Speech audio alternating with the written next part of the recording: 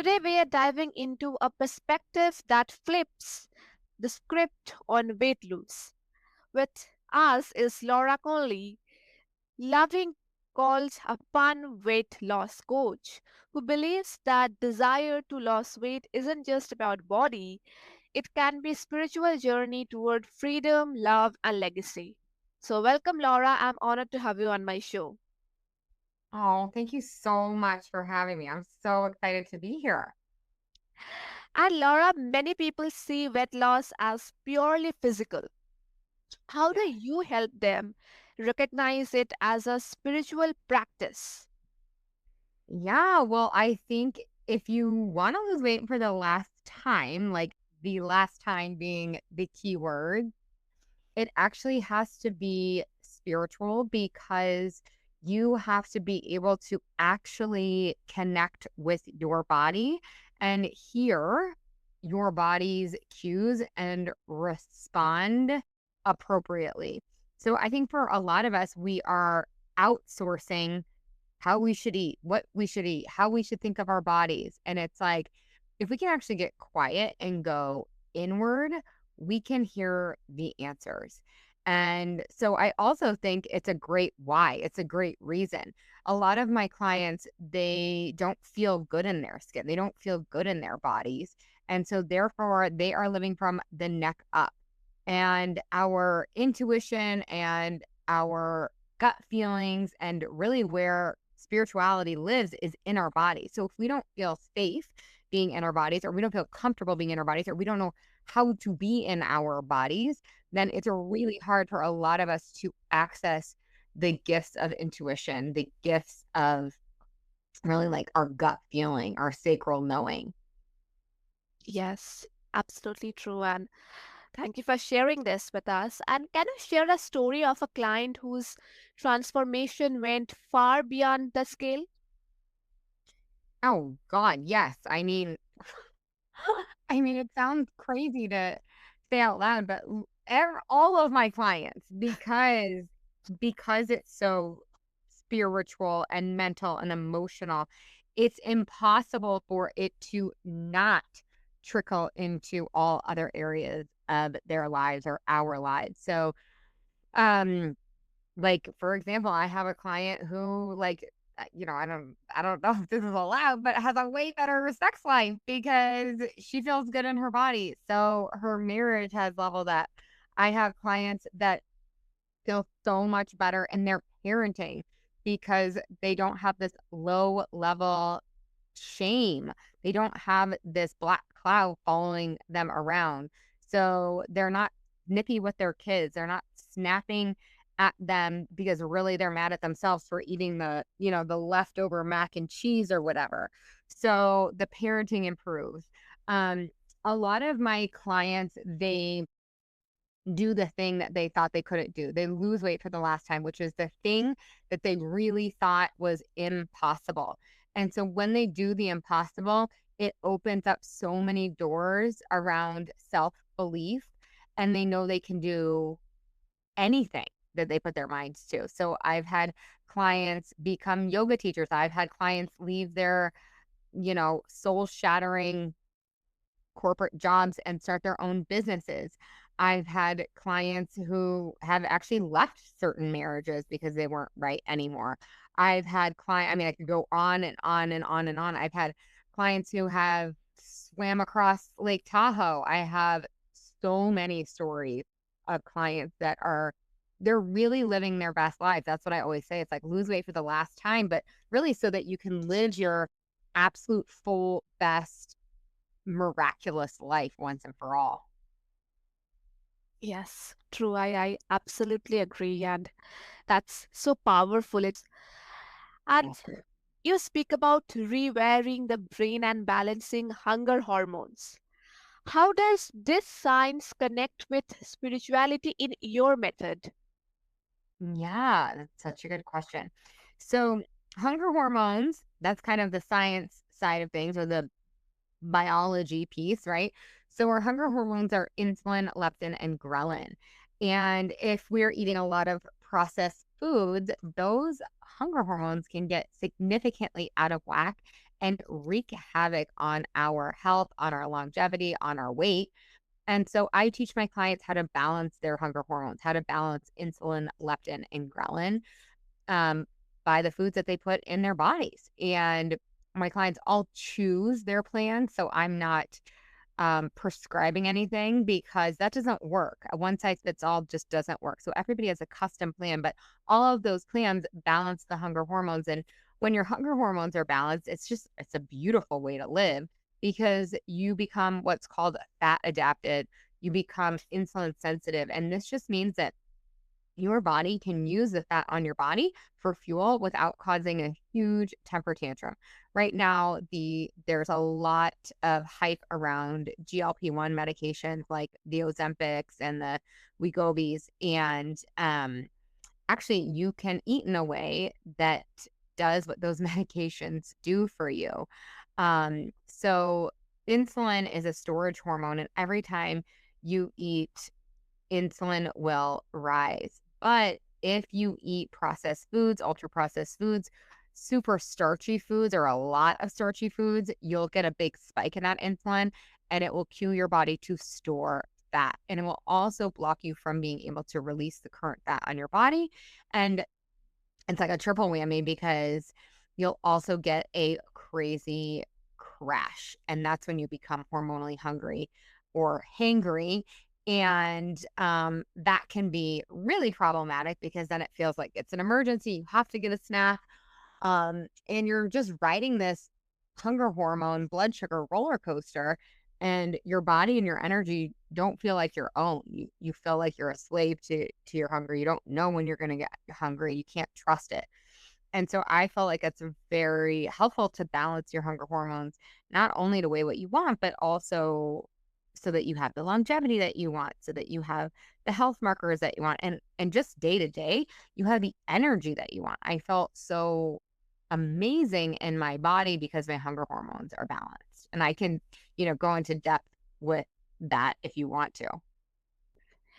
I definitely want you to go deep with that and bring light in this topic for my listeners. Yeah.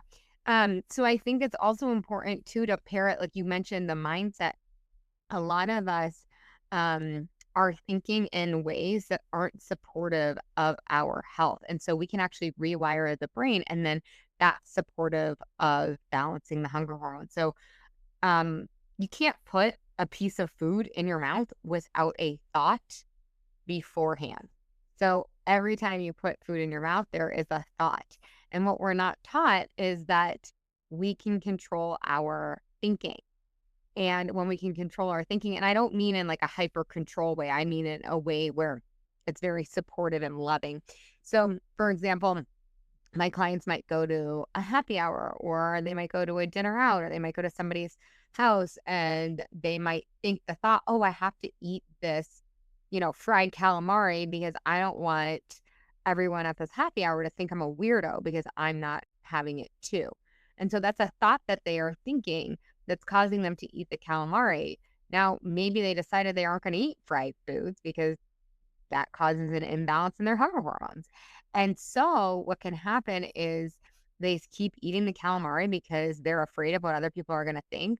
But what they don't know before they become my client is they can actually think another thought instead. They can choose another sentence from their brain and they can think, you know what? They probably don't even care if I have the calamari or not. Or, you know what? I'm just going to let them judge me for not having the calamari because I care about creating the health in the body that I want more than I care about, a silly opinion that they have of me. And so we start to pre-program their brains with helpful thinking, helpful thoughts, useful thoughts versus detrimental thinking that can cause. And this goes for so many different scenarios. So yeah. Yes, that is so powerful, and thank you for explaining this for my listeners. Okay. Do you think science and spirituality actually complement each other more than people assume? Oh my God. Yeah. I mean, it's kind of one and the same for me. um, but yes, I really, really do. You can use science, like you can use these hacks to create a deeper spiritual connection. So, like for me, I have a really deep spiritual practice, but I don't think I would have access to that if I didn't feel good in my body. I also do teach mindfulness and meditation inside my program because what does mindfulness and meditation teach us? It teaches us to slow down and to stop reacting on autopilot. It teaches us to start responding instead of reacting. It teaches us how to choose, how to be the directors of our lives, how to not be a slave to our brains and instead be the master of our brains. And so what's really cool is if you are learning mindfulness, that can translate to the kitchen or to the restaurant or to whatever, because you're slowing that autopilot down so that you can make a choice that is really conscious. And I think that's kind of spirituality in a nutshell, like mindfulness and really being able to choose and slow that space down between stimulus and response, making the kind of unconscious conscious. Yes, I truly agree. And like I love that blend. It makes the path both practical and soulful. And Mm. how can reframing weight loss as a spiritual practice dissolve that cycle? What did you say? Did you say guilt? Yes, like many struggle with guilt and shame around food. So, how can reframing weight loss as a spiritual practice dissolve that cycle?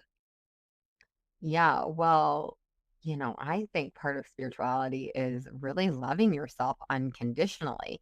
And so a lot of my clients will come in and they'll say, "Okay, I'm going to remove processed sugar. I'm going to eat processed sugar, much less significantly than I previously was." And what'll happen is they crush it for a week or two or three or four, and then they make a quote unquote mistake. You don't have to call it a mistake. You could call it a detour or an opportunity to learn or whatever. And so many of my clients will, before they are my clients, before I coach them, they will interpret these mistakes or these detours as like character flaws. And they think that they're bad or wrong. And I'm like, no, no, no, no, no, no, no. This is actually an opportunity for you to love yourself in this opportunity to learn. This is an opportunity for you to have your own back, to really truly love yourself unconditionally. You can want to change and love yourself in mistakes. This is just a skill.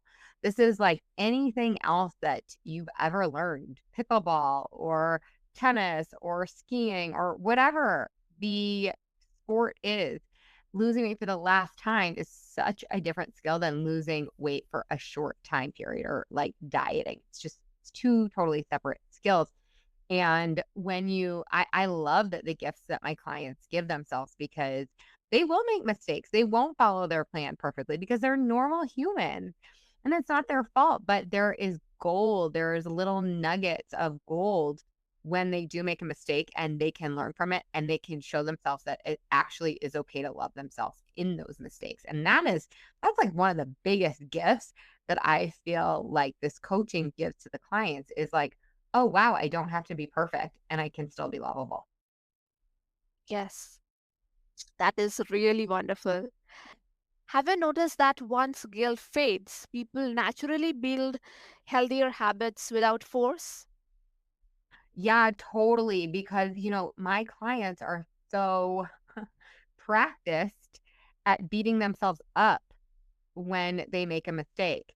And I teach them the opposite. So, where does that guilt come from? It comes from them beating themselves up, from shaming themselves.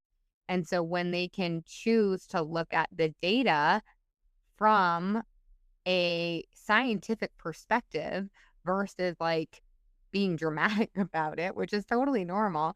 It removes all of that shame and all of that guilt. You're exactly right.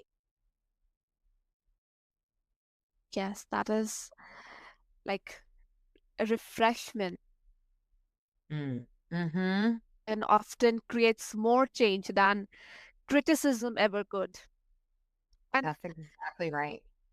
you Yeah, often, people think that they can hate themselves thin. It just doesn't work. I tried it for like 20 years. It literally doesn't work. So let's try doing it the opposite. Let's try loving ourselves on the Yeah. way there. And that's actually what is part of the reason that this method works permanently is because of the love. Like you often say clients become their own bestie. You often say clients become their own bestie. So, how does self friendship shift not only the body image but also spiritual well being? Yeah, I mean, I honestly think that's the best gift that you can give yourself. Well, and your kids too. Like, I'm all excited and I'm here for it for my clients to weigh what they want, have the bodies and health that they want, teach their kids how to have a healthy body image and a positive relationship with food. But what I'm more excited about is these clients becoming their own best friends. And that's a spiritual practice because you you are the one. Like, you're going to be with your body and your brain and yourself for the rest of your life. So why not enjoy it? And the cool thing about that is you offer then a huge gift to everybody else in the world. You offer such an amazing ripple effect because no one's teaching us that we can actually really enjoy ourselves, that we can have so much fun with ourselves. And I think that that's part of the point of life, really, is to have fun and to connect, have fun, enjoy life, enjoy nature, whatever, however you want to phrase it. But when we're beating ourselves up all the time, shaming ourselves all the time, we are just disconnected, which is like the opposite of spirituality. Yes, true, true. I totally agree with you. What is one practice you recommend for listeners who want to start befriending themselves today? Oh, okay. So here's the practice. Next time you make a mistake and you beat yourself up, see if you can love yourself instead. See if you can treat yourself the same way you would treat your small child or a best friend, and see if you can just start practicing that. It will feel uncomfortable. It will feel weird, but like I pinky promise you, like you can do it. You can choose to love yourself. It will be kind of unfamiliar and your brain hates anything that's unfamiliar. So it's going to try to keep doing it the familiar way. But trust me, do it every single time and watch your life get a huge upgrade, right? It's like you, with little kids, you can't change behavior by, verbally beating the crap out of them. Like you have to meet them with love, even if there is a little bit of firmness. You still have to meet them with love if you want to help them truly change their behavior. And the same is true for ourselves. And it's just a nicer experience, like being with yourself. So just start to watch like the talk track inside of your brain. Like, how do you speak to yourself? And would you speak that way to a best friend? And if the answer is no, then how would you speak to them? And then insert that into your brain. And it becomes a practice. It really, truly is a practice. It's not going to happen overnight, especially if you've been really practiced at beating the crap out of yourself. And I think that's such an appropriate step listeners can begin right after this episode. And if after this my listeners want to connect with you, then what's the best way? Yeah, of course. You're such a good interviewer. I absolutely love your questions. They're so, so good. Um, yeah, so I think that if you guys want to connect, well, first of all, I love connecting with people. So like reach out, please tell me what your takeaway was. Tell me what resonated with you. Just shoot me a note. I love to connect over on Instagram. My handle is at Laura Conley Coaching over there. My name is Laura, and then Conley is Conley. So at Laura Conley Coaching on Instagram. Or you can go to lauraconley.com/plan, PLAN, and you can check out my free weight loss PDF. And that's a whole playbook that will get you started. This is exactly what I was desperate for when I was struggling. And this will help you take that first, really first, second, third step So you can head over there and check that out as well. Yes, and I will make sure to attach all these details or links below so that the listeners can find them easily and get in touch with you and And know how also, to. you guys should say hello. Like you guys are obviously podcast listeners. So I do have a podcast called Lose Weight for the Last Time with Laura Conley. So you guys can check that out as well. Yes, definitely. And I'll make sure to attach that also in the description. And you are an amazing person, and thank you for coming to my show and sharing all of your knowledge, your experiences, your stories. This is a wonderful time with you. And to all my listeners, what a refreshing conversation. Growth. If today's episode spoke to you, begin with kindness towards yourself and take one small, soulful step towards freedom. Because when you heal, you don't just transform your body, you change your life and maybe even generations to come. Thank you.